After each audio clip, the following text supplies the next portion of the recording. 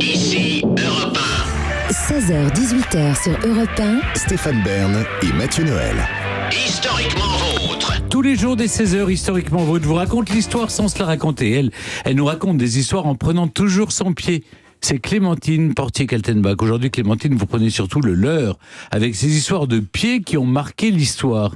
Oui, Stéphane, d'ailleurs, j'en ai tellement des histoires de pieds que je pense que ça fera l'objet au moins de 2 ou 3 chroniques à venir. Ah oui, vous allez oui. feuilletonner. Ah oui, c'est une vous pourriez histoire. en faire un livre. C'est une histoire très riche. Mais j'y songe. Si vous me faites la préface tous les deux, on pourrait rajouter des histoires de chaussettes. Alors, figurez-vous que mes histoires de pieds commencent avec l'empereur romain Dioclétien, qui, après les défaites militaires de ses ennemis, poussait l'orgueil jusqu'à obliger tous ceux qui se présentaient devant lui à lui embrasser les pieds. C'était une chose assez courante, puisque le roi Sergent, des siècles plus tard, le père de Frédéric de Prusse, lui obligeait à lui embrasser les pieds devant toute la cour, alors qu'il était son successeur. C'était très humiliant. Bon, alors là, c'était un empereur. Pourquoi on considère ça humiliant, justement, parce de baiser les pieds? C'est s'abaisser vous avez quelqu'un à vos pieds qui s'humilie en vous baisant les pieds. Oui, bien sûr. En plus, les pieds, ça sent pas forcément toujours la rose, donc c'est quand même plutôt humiliant. Bon, là, je vous ai parlé d'un empereur et d'un roi, mais pendant longtemps, les papes eux-mêmes se faisaient baiser les pieds et non pas la main. Et on dit que cette tradition vient du pape Léon III. Oui, Léon III, il avait aussi beaucoup les pieds des pauvres, mais ça, c'est exactement. Mais je vais y venir, cher monsieur, je vais y venir naturellement, car c'est une tradition de Pâques. Mais ce pape-là, Léon III, c'est celui qui a couronné Charlemagne empereur d'Occident. Donc il a été pape. Exactement. Il a été pape entre 750 et 816. Et c'est lui qui fut le premier pape à introduire l'usage de donner ses pieds à baiser au lieu de ses mains. Et pourquoi, figurez-vous? Pourquoi? Parce qu'il avait les mains très sales, ou en tout cas, il avait un problème aux mains. Il n'avait pas de mains, peut-être. Il avait la lèpre. Non, c'était pas ça. C'est parce qu'un jour, alors que la tradition était de se faire baiser la main, quelqu'un lui a mordu le doigt. Non, et au contraire, il y avait une très très belle dame romaine d'une beauté inouïe qui lui a baisé la main, et il en a ressenti des sensations absolument inédites, et il a eu très très très mauvaise conscience, et du coup c'est lui qui a changé la tradition de se faire exactement. Mais alors, vous savez, les pieds, ça donne aussi d'autres sensations. Visiblement, Stéphane est assez porté sauf que quand on vous embrasse sur la chaussure, je pense pas que ce soit aussi émoustillant. Mais la mule.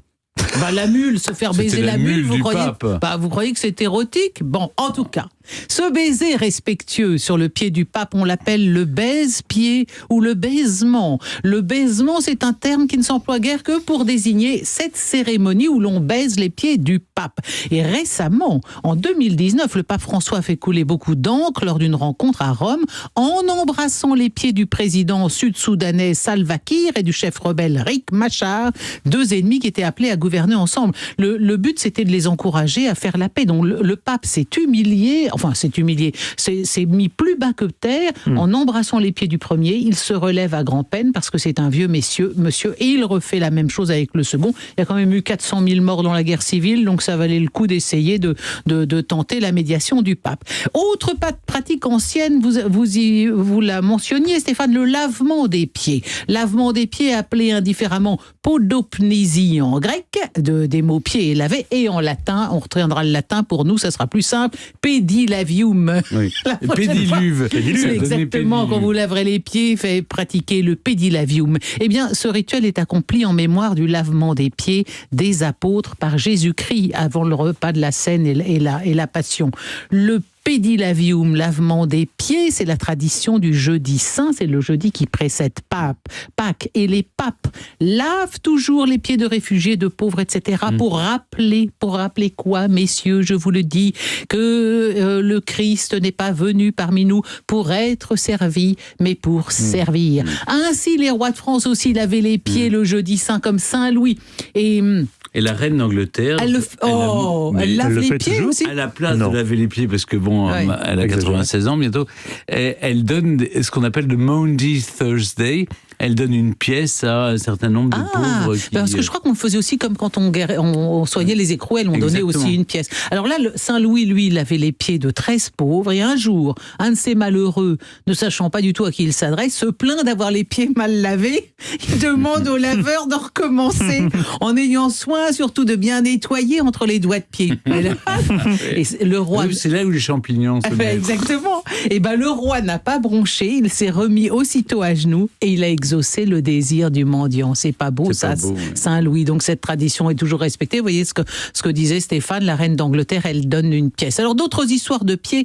Ah, celle-ci qui m'a plu parce que c'est une histoire qui est racontée par Saint-Simon et qui advint en Espagne. C'est la reine d'Espagne qui est à cheval et elle tombe de son cheval, elle se prend le pied dans l'étrier et Don Alonso, un gentilhomme de sa Suisse, se précipite, dégage le pied de la reine. Et aussitôt après, que fait-il ?